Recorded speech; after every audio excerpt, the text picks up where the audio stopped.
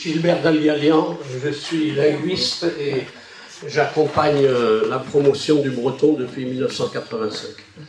Ce que j'ai à dire s'inscrit dans le droit fil de la réflexion de Samuel Julien et j'avais préparé une brève intervention pour suggérer une télévision éducative interactive en breton.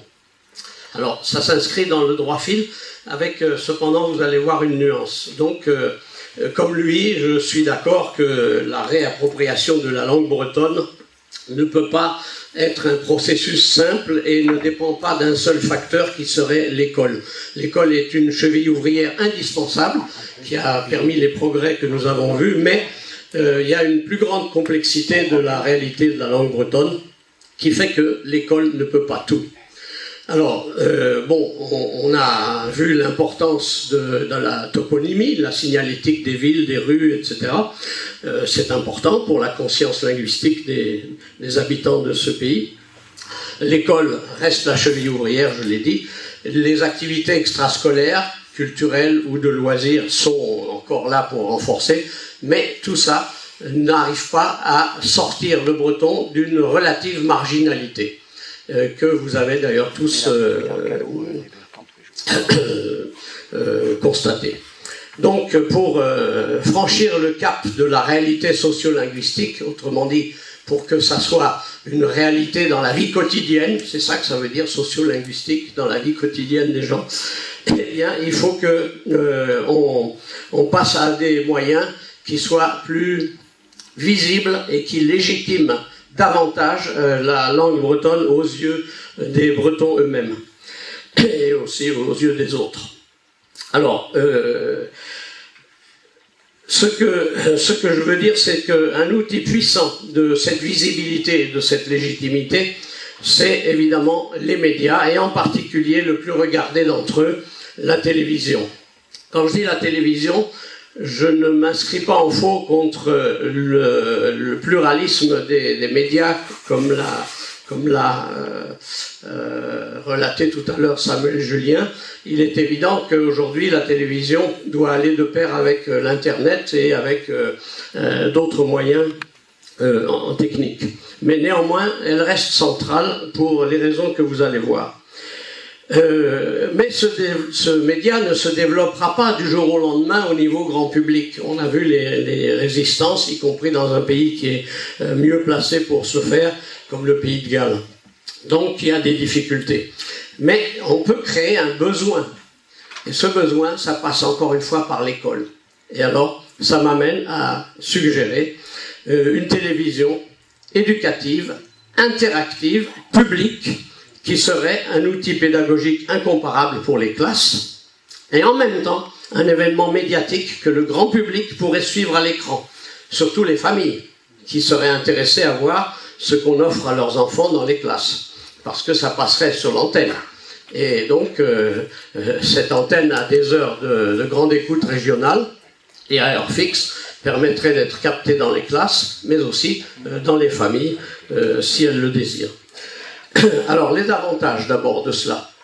Les émissions seraient à la fois un facteur dynamisant des acquisitions linguistiques et aussi des contenus. Un élément d'émulation entre classes, parce qu'à ce moment-là, une classe de Morlaix pourrait être en compétition, si on peut dire, avec une classe de Vannes ou de Quimper, et donc travaillerait sur les mêmes sujets et enverrait leurs produits à la même régie. Donc une occasion aussi d'échange au sein des familles sur ce travail.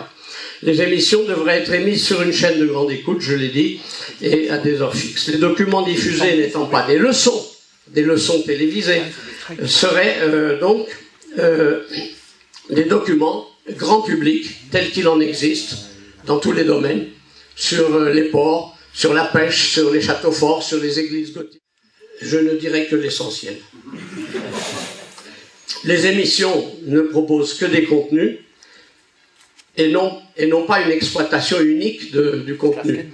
Donc la liberté et le rôle des enseignants restent intacts et même mieux encore, les enseignants sont enrichis et aidés par un document qui serait un document d'accompagnement pour chaque émission. Alors, venons-en aux aspects concrets. c'est ce que vous désiriez. Aucune émission ne doit être produite de neuf. Il existe sur tous les sujets au programme des documents audiovisuels de qualité et les sources sont nombreuses. Il suffira de les doubler en breton, ce qui diminue les coûts et procure en outre le bénéfice supplémentaire d'autoriser tous les accents bretons à l'oral. Toutes les variantes sont autorisées, en choisissant bien les acteurs du doublage, bien entendu. Et cela confronte les enfants aux variétés de bretons qu'ils ne rencontrent pas en classe. Autre avantage, les documents n'étant pas à l'origine fabriqués pour un CE ou pour un CM, ils peuvent faire l'objet d'exploitations pédagogiques différenciées selon les niveaux et en fonction du choix des maîtres et de la réactivité des élèves.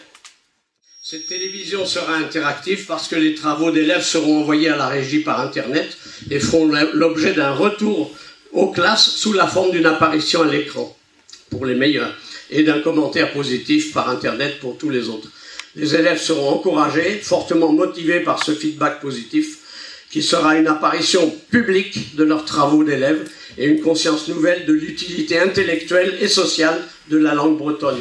Une initiative de ce type, si elle est de nature à faire franchir un seuil de reconnaissance aux Bretons, exige pourtant quelques précautions. Un fort appui de la région et peut-être des départements. Une collaboration avec des éléments motivés du CRDP ou des CDDP bretons. Un engagement technique et politique de la chaîne de télé qui sera sollicité pour les heures de studio et de montage, en plus de la diffusion. C'est un nouveau marché de l'emploi en langue bretonne qui s'offre aux élèves qui sortent du système scolaire, parce qu'ils seront aussi attirés par les activités autour de cette télé. Ayant déjà réalisé une télé de ce genre dans une région bilingue, la Vallée d'Ost, je me tiens à la disposition des politiques pour apporter mon soutien technique. Merci. Merci. Merci. Vous savez, j'ai un sale rôle. Alain Argal.